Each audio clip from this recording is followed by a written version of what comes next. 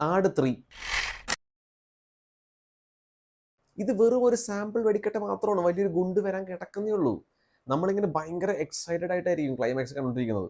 അപ്പോഴായിരിക്കും എഴുതി കാണിക്കുന്നത് to B continued, ആട് 3 പാർട്ട് 2 കമ്മിങ് സൂൺ, അല്ലെങ്കിൽ റോളിംഗ് സൂൺ എന്ന് എഴുതി കാണിക്കുന്നത്.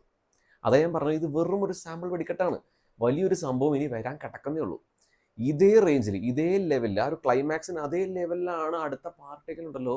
സെക്കൻഡ് പാർട്ട്, അടുത്ത പാർട്ട് കസറൊന്ന് ഉറപ്പാണ്. അതല്ലാണ്ട് നോക്കുവാണെങ്കിൽ അത്യാവശ്യം ചിരിക്കാനുള്ള, അത്യാവശ്യം ഫണ്ണുള്ള, അത്യാവശ്യം എൻ്റർടൈൻമെൻ്റ് ഉള്ള ഒരു സിനിമയായിട്ടാണ് എനിക്ക് ആട് 3 എന്ന പടം പേഴ്സണലി ഫീൽ ചെയ്തത്. ഞാൻ അത്യാവശ്യം എന്ന് പറയാനുള്ള കാരണം എന്താണെന്ന് വെച്ച് കഴിഞ്ഞാൽ, ഈ സിനിമയുടെ റൺ ടൈം 3 മണിക്കൂറാണ്. ആ ഒരു 3 മണിക്കൂറിൽ നമുക്ക് നല്ല രീതിയിൽ ലാഗ് ഫീൽ ചെയ്യണ കുറേ നിമിഷങ്ങളുണ്ട്. കോമഡി, പിന്നെ ഇതിൻ്റെ വിനായകൻ്റെ പെർഫോമൻസും ജയസൂര്യയുടെ പെർഫോമൻസസും, ഇതൊക്കെ ഈ സിനിമയെ കുറേ സേവ് ചെയ്യുന്നുണ്ടെങ്കിലും എന്നാലും നമുക്ക് ലാഗ് തോന്നുന്ന കുറേ നിമിഷങ്ങളുണ്ട്. പക്ഷെ എന്നാലും ഞാൻ പറയുകയാണ്, overall this is A very good entertainer, must watch in theatres. Theatre demand ചെയ്യുന്ന സിനിമയാണ്. 1 and 2 പോലെ അല്ല, ഇത് വലിയ സ്കെയിലിൽ വലിയ ബഡ്ജറ്റിലുള്ള സിനിമയാണ്. അതുകൊണ്ട് തിയേറ്റർ ഡിമാൻഡ് ചെയ്യേണ്ട സിനിമയാണ്, തിയേറ്റർ എക്സ്പീരിയൻസ് ഗ്യാരണ്ടി ചെയ്യേണ്ട സിനിമയാണ്. And watch it with a very good packed audience. PVR ചത്താൾക്കാരോട് കൂടെ പോയിരുന്ന് കാണേണ്ട സിനിമയല്ല, നോർമൽ ഓഡിയൻസിൽ നമ്മൾ ആസ്വദിച്ച് എൻജോയ് ചെയ്ത് കാണേണ്ട ഒരു സിനിമയാണ്. അതുകൊണ്ട് അങ്ങനെ തന്നെ കാണാൻ നോക്കുക. ഒന്ന് ആലോചിച്ച് നോക്കി, 2015 ആട് 1 വളരെ നോർമലായിട്ട്, വളരെ സാധാ ഒരു കോമഡി പടമായിട്ട് ഇറങ്ങിയ പടമായിരുന്നു.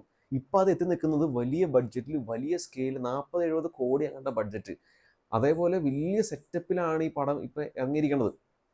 And time travelling science fiction concept പോലും, ആ ഒരു കൺസെപ്റ്റ് പോലും അവർ വളരെ എല്ലാവരും കണക്ട് ആവുന്ന രീതിയിലാണ് ഇതിനകത്ത് അവർ കഥ പറഞ്ഞിരിക്കുന്നത്. ബിക്കോസ് അവർക്കറിയാം this series is seen by everyone in all generations.